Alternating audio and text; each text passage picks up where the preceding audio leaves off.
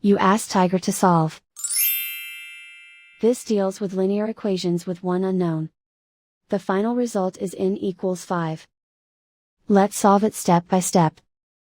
Simplify the expression. Expand the parentheses. Simplify the arithmetic. Group all constants on the right side of the equation. Subtract 5 from both sides. Simplify the arithmetic.